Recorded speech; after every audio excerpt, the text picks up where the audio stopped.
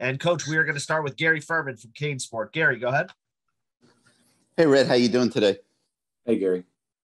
I wanted to talk to you about three different sequences and just get your comments on them. Obviously, so many ups and downs in that game, but the first would be the beginning of the game where everything went wrong. You know, you had the turnovers.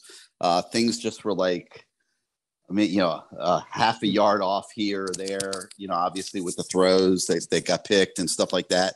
And then the middle of the game where you were able to dial up some pretty good offense, and then we're hitting a lot of big plays and getting guys loose and scoring points. And then the third would be the end of the game where you had that third down and the pass went out to Will in the flat. He was unable to pick up the first down yardage. You're looking at 4th and 2. A first down probably ices the game. And you guys made the decision to punt instead of go for it. Any regrets on the play call and the decision not to go for it at that point? Yeah, with the first one, obviously we couldn't have had a more less ideal start than we had. I mean, we go 3 and out. Run 2 plays, they're competitive, whatever. 3rd and short, we got Rambo on the slant and they knocked the ball down. So we go 3 and out. Then we get the ball back and we take a shot on the second play and we get just a little bit of pressure in his face so he didn't step into the throw. And Keyshawn had a step or two, wasn't wide open, but he had a few steps on the guy and it's underthrown. And, Keyshawn went up to get it and the guy bumped him out of the way and made a good play. And unfortunately, you throw the ball deep. That's going to happen every now and then. So that was a pick. And then the next drive, I think we got a few first downs and we had Harley on an option route. He turned in and, they were kind of in a bracket situation with him. So when Harley turned in, Tyler threw it like he was staying on the move. I think Harley, which he probably should have, I think Harley felt the safety coming down and instead of staying on the move and catching it and then just getting tackled from behind, started to stop. And so the ball was, like you said, a yard out in front. And their safety number 10 really went to just smoke Harley and the ball just fell into his lap. And that was 2 really, really unfortunate turnovers. And then, their D-line was as good as we thought they were. Really, other than about 2 instances, we were able to keep them from totally dominating the game in the pass world. But obviously the strip sack fumble was critical. Just beat us off the right side. He's a really good player. And I guess I don't know we got beat and it's a sack fumble, no matter what. And they covered us down pretty good. Tyler was having to get to his 4th option as he was starting to throw the ball. And I guess I don't understand the rule when the ball's going forward in your hand. So that one didn't go our way and it was critical because it gave him 7 points. And then the middle of the game, like I said, they did a good job. Give them a lot of credit. They knew the strength of their team was their defense in front. So they counted on them to obviously get the pressure on the quarterback. And they're not a big blitz team anyway, so that wasn't a big shock. But they played a lot more of – they have 2 different ways they play their bracket coverage, and they played more of their secondary version, a lot more than they have all year, to try to take away, the RPOs and some of the things that we've had success with. Giving you a positive run box. I think, the 3rd drive right before the second interception, Jalen had a couple good 7-6-yard runs. Should have been and could have been better. But they do a good job in the way they do that scheme is they're still all pretty tight once you hand the ball off. They were just sitting waiting for us to hand the ball off and then coming downhill as opposed to coming downhill and letting you have those reads. And so, a couple of things. We got behind 17-0, obviously, and things weren't working. So we ended up throwing the ball a little bit more. And that's what allowed us, I thought our coaches made some good adjustments and we were able to they weren't letting the ball get behind them because of the way they were sitting and waiting, but they were able to rally and make those runs a 4, 5, 6-yard run at best. And so we had to make some adjustments, did a good job. The players did a great job of battling. I mean, when you think about being down 17-0, like you said, the start was terrible.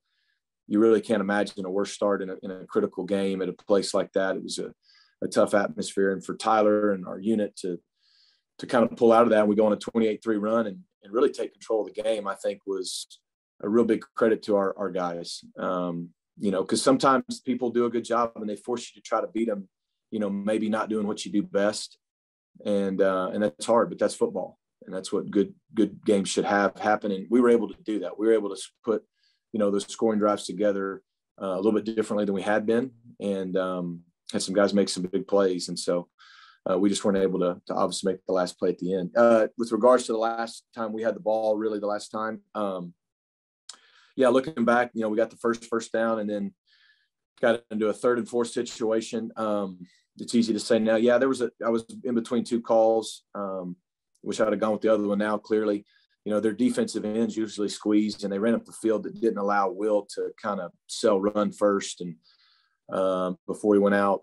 And so it made it look like a pass. Their Will linebacker made a good play, and we only got 2 out of it. And then you get down to that decision, it was 4th and, a long 1.5, almost 2, like you said. And honestly, in my opinion, I don't think Coach had a wrong decision. I think if you choose to go for it there, you're being aggressive. You're trying to win the game. And I think there's a lot of merit in that. I also think the way our defense had played, they hadn't scored in the second half. I mean, they hadn't scored. We were on a 28-3 run, and we were at the 40-something yard line. You think you're going to punt the football down the field and, get great, almost down the ball at the 1, but even then, ball in the 20. I don't think there's a wrong decision there. And I think our whole team and staff were all behind what we did. And if we'd have gone for it, we'd have been behind that too. And that's just how those critical decisions go. If you go for it and don't get it, then everybody's going, why'd you go for it? And I don't think there's a wrong decision. Like I said, we were prepared to go for it, and we were prepared to punt. I think when you look at the standpoint that we should have gotten the 4 yards to begin with and not been in that situation, and then they hadn't scored the whole half. So I think that made a lot of sense. Coach, next we'll go to Susan Miller-Degnan of the Miami Herald. Susan, go ahead. Hello, Rhett. Hey, Susan. Hey, on Jalen Knighton, I know he had that great catch and run touchdown play. But, in the running game, he averaged, I guess, 2 yards a carry on 16 rushes. I know Thad Franklin also had 1 catch for 18 yards. Can you talk about that whole situation there? Were you more frustrated than you thought you would be? And Thad, is there anything holding him back as far as getting carries? And I guess Cody didn't either. Yeah, no, there's no frustration there. I mean, I think the first 2 drives, we really didn't run it much. And then tried to run a little bit in that 3rd drive to kind of settle things down. And we had, like I said, I think he had a 6-yard run, a 7-yard run, another 2-yard run that were really close to popping. And then he got just a little bit banged up, nothing major. I think that probably affected him just a tad, but he came back well. And like I said, when we got down the way we did, just the way the game dictated at that point, we didn't abandon the run. I think we still ran it 23 times and had probably about 30 run calls out of our 70 snaps. But we needed to make something happen. And so I don't regret the way we called the game after that, because, like I said, we went on a 28-3 run, but we didn't have as many run attempts after that. So obviously we weren't ever able to be explosive or anything like that in the run game. But I think, again, we did what we had to do to move the ball and score when we needed to do it. We clearly weren't doing that in the first quarter and a half. In regards to Thad and Cody, they both got in the game in a limited way. Thad did have the good catch. There was no intentions to not hand them the ball. You obviously saw we used Rashard at running back too, and that was kind of the plan by committee with those 3 guys behind Jalen. And those guys just got to keep growing up and keep practicing, keep playing. That's all they got to do. It always sounds easy to say, hand the ball to this guy or that guy, but those guys are true freshmen, and they've got a lot to continue to improve on, but they also are in the mix, and those are the guys we have, and those are the guys that are going to continue to play the rest of the way. Coach, we'll go next to Manny Navarro from The Athletic. Manny, go ahead. Hey, Rhett. Obviously, Hey, obviously this was Manny's decision ultimately. When they got FSU got down there to the 1, and I think you guys had 2 timeouts left. But he said you guys did talk about it. Just curious if he asked you at all, hey, how much time do you think we need to get in field position? Was that part of the discussion at all in regards to them scoring or not letting them score per se? That's tough. I mean, obviously when they catch the 4th and 14 and get to the 1-foot line, in a position to where even if you call both of your timeouts, it's really hard to say you're going to get it back. There's no good answers. But you're also ahead. It's different if you're down a point, you just let them score, and get the ball back or something. But you're ahead. I mean, again, you talk about two decisions that it's easy to armchair and say, well, you should have done this, should have done that when you don't win the game, the 4th and 2, and then that. But I mean, I don't know if I've ever heard of somebody surrendering the game-winning touchdown. Like, if you just think in college football, I don't know. I'm not saying it hasn't happened. I'm sure it has somewhere. I just personally have never heard of a team being ahead, letting another team score, as hard as that is. And, if you let them score, yeah, maybe you have 40, 45 seconds instead of in a timeout, instead of the 26 we had with no timeouts. If they were going to score, you definitely would rather them have just done it on the 4th and 14 or maybe the first time. But things happen, right? You knock them back on a sneak, they fumble the exchange, you get them to the 2-yard line, or they false start on the goal line. I mean, those things happen all the time in college football. And so those are the discussions we were talking about. Like I said, there's not really a great answer. I would say if those probability meters are up at that point, 1st and goal at the 1-foot line, it's probably 99% in their favor. They're going to win in all categories, no matter which way we chose. And I think it's just one of those situations that rarely happens, where you get a team in that position and you're having to decide, do you surrender the game-winning point or not? That's how hard that decision is. Coach, we got a few. Oh, sorry. Go ahead, Manny. I was going to do a quick follow. I'm sorry, Cam. Yep. Just in retrospect, I guess Tyler spiked the ball. What's the rule there with the runoff, the 2 seconds? Because I think you completed the play with 2 seconds left. Just that particular instance. You can address that. No, great question. We're prepared for that, actually. You look back, there should have been 3 seconds, first of all. It's clear. You can watch the replay. We're down at 3 seconds. Had they reviewed it, they would have put 1 second on the clock, but it still was a long shot at that point. The way we work those mechanics is, we know the rule. If it's 2 seconds or less, you can't clock the football, because a play takes 2 seconds. If it's 3 seconds or more, we would clock it.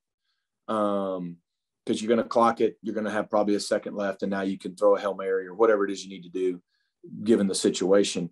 We make a bingo call if it's under 3 seconds. So if we get a first down like that, it stops and it's at 1 or 2. We make a bingo call, which is just like our mayday on offense. Get the ball as soon as it's snapped on the whistle and everybody's going vertical, and try to get one last play off. What happened with Tyler is, when we got tackled, I remember looking up at the scoreboard and it said 3. Well, Tyler looked up and saw 3, and I waited to watch for it to tick to 2. And then when I turned to give the signal, he was already full go to go spike the ball, because in his eyes, there was 3 seconds. That's exactly what he told me when I asked him kind of what he said. Coach, I looked up and saw 3 seconds, so I was going to spike it as fast as I could. And so he knows the rules. We had prepared for that. He thought it was 3 and then took off and didn't see it tick down to 2. I don't know, in real time, it felt like it ticked to 2 at the last second. But by the time I turned to look to him to try to be signaling our bingo call, we were in full spike the ball mode, and there was really no way to stop it. And if you look even how he spikes it kind of hesitantly, it's because at the last, right before he snaps, he looks up and sees the clock says 2. And I think he kind of realized this ain't good, and so he knows we prepared for it. I think, the best thing we can do to make sure that never happens is he's just got, even though he looks and sees 3, he's got to look to me and let me be that guy and make that call. So he knows the rule is prepared. He gave everything he had. And like I said, he thought there was 3, and that's why he was trying to clock it. Coach, we'll go to David Wilson from the Herald. David, go ahead. Hey, Rhett. This kind of got lost, I guess, in a game like that, but Charleston's now up to, I think, 5th on the single season receiving yards list of Miami's obviously been red hot here to finish the year. I think when you guys got him, we all knew he was going to be probably a pretty good player for you, but I know his last year at Oklahoma, you'd kind of started to lose some playing time. I'm curious, has he exceeded your expectations in any way, or surprised you, just this run that he has been on down the stretch here? Obviously when we recruited him here, we had hoped that he would make this kind of an impact, especially on the outside for us. And, between him and Keyshawn Smith and those younger guys, Mello and Jacoby, we felt like we'd be better out there, and we have been. To some degrees, yeah. I mean, statistically, he's probably exceeded that expectation a little bit when you talk about, the rarefied air he's getting into at a place like the University of Miami. I think the great thing about him is he's just gotten stronger as the year went on. And that's probably the part that's exceeded the expectations. You know, I think he'll be the first to tell you he didn't play his best game the other night. You know, none of us did, especially early, but boy, he made some big catches in that third and fourth quarter for us, a big fourth down catch, a big catch coming out of our end zone. And like I said, I know for Tyler, you talk about a young guy that did get to work with him in the spring. When you're a young quarterback, you know, making all these first time starts and things, to have a guy with that experience and that consistency, that there's just something to it at quarterback. You got a lot of confidence when you throw at a guy like that. And I think you see that when Tyler throws it his way. So there's no question. He's been everything we had hoped for and probably even more. Last question for you, Coach, is going to come from Kobe Price of the Sun Sentinel. Kobe, go ahead.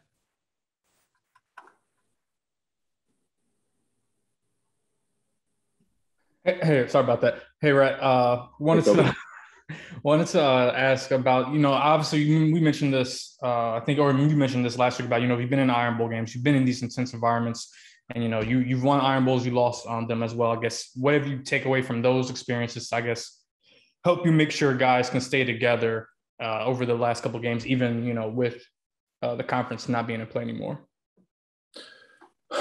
You know, I think the way our guys have handled this year that has been filled with more adversity than I've had in any season I've coached. I mean, it's from the way, you know, you started really, you know, game one didn't go away we'd hope, but by game two on, talking about massive critical injuries for the season.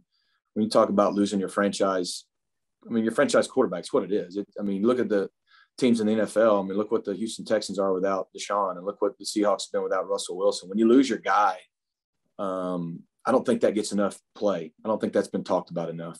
You lose a guy that's preseason potential Heisman guy. It doesn't matter if he'd not had his best 2 or 3 games or whatever. When you lose the leader of that guy, and then you lose 3 linemen, and you lose 2 of your top 3 running backs and guys we've lost on defense, and a lot of those guys before we ever played a conference game.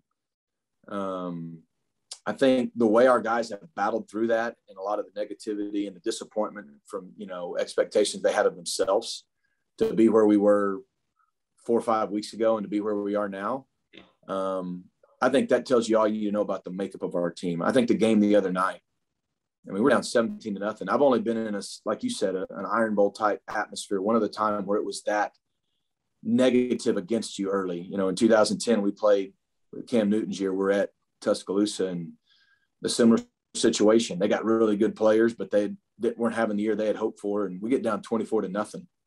And it was just the same feel. I mean, it was like there's just this avalanche of momentum going against you, and you just don't know what you can do to make it stop. And most of the time people let go of the rope, or if at best they fight as hard as they can to come back and lose by, 14 or whatever, and have some respect. And I think our guys showed what's in them, just like they have all year, to come back from 17-0, go on a 28-3 run and grab the game 28-20 with 7 or whatever minutes it was to go. That's what I told the guys. I mean, there's no moral victories. We lost. It's devastating, the game we lost and how we didn't close it out in those last 7 minutes.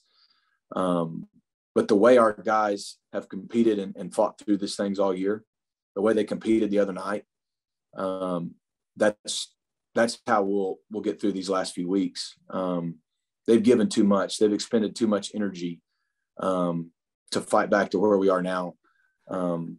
I mean, we played six conference games decided by a total of 16 points. I've never heard of that, And so, that a lot of times Iron Bowl was the last game of the year. So I didn't have a lot of scenarios where it was coming out of that kind of game and you're trying to get them ready for the next 2, like we are now, to answer your question totally. But we did have that discussion. And like I said, you can be really disappointed in the outcome, and really disappointed that, there were some things we could have done. We could have started the game better. We could have finished the game better.